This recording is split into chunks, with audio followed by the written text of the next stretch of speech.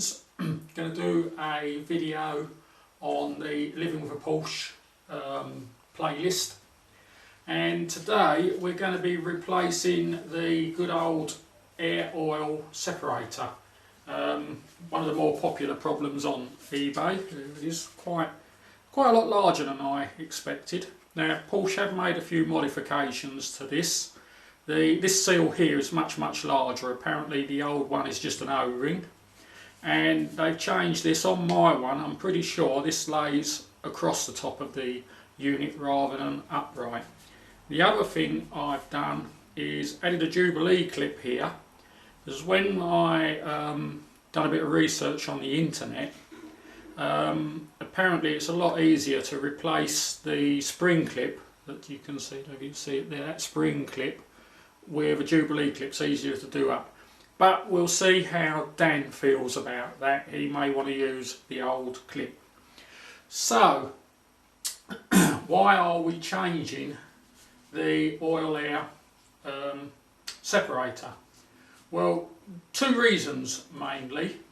Back when we cleaned the throttle body, which I'll put a link up here for you to watch that, we found a bit of oil in the intake manifolds and in the pipe that links this to the throttle body. Not that I'm having any problems with it smoking or anything, which is the common cause. Also, second thing is I've always had a bit of a wet patch on the bottom corner of the engine, and to be honest, the only thing we can really now track it down to is the oil air separator. So that's the two reasons.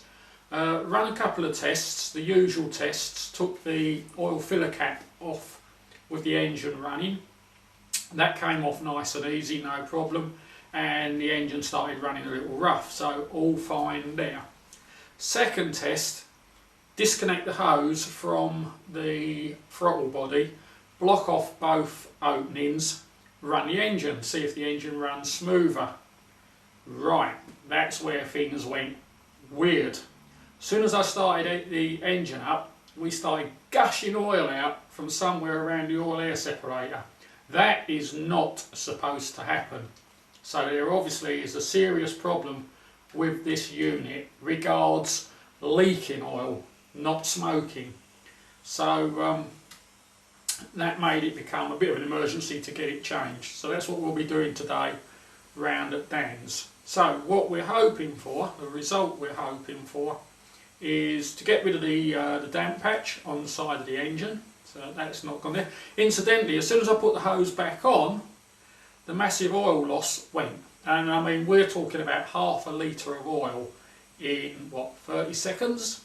In literally the time, start the engine up, see it pumping out oil, turn it off. In that time, it pumped out half a litre. Put the pipe back on, oil leak gone again.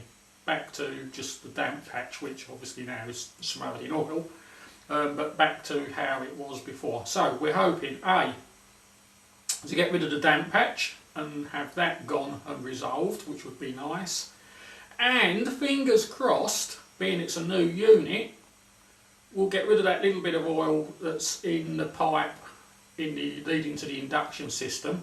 Bearing in mind it is normal to get a bit of oil residue in that pipe. But hopefully, secondly, we'll get a little smoother running. Not that it doesn't run smooth as it is, but you know, might just tweak it up that little bit. So that's the two results we're looking for.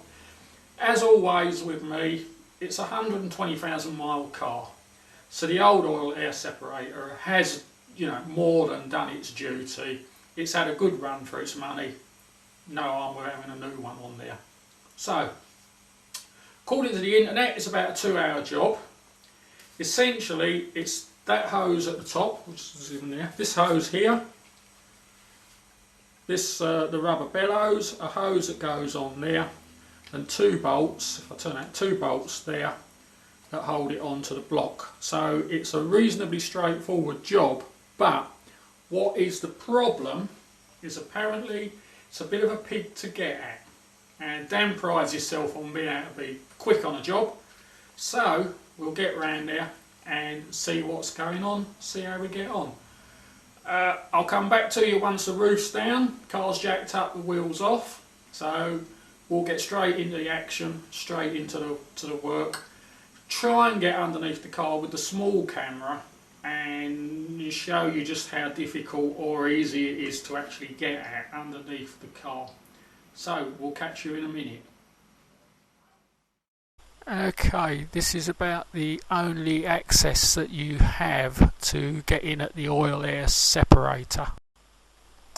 The yellow arrow shows the split bellows that is causing all the problems and the mass oil loss.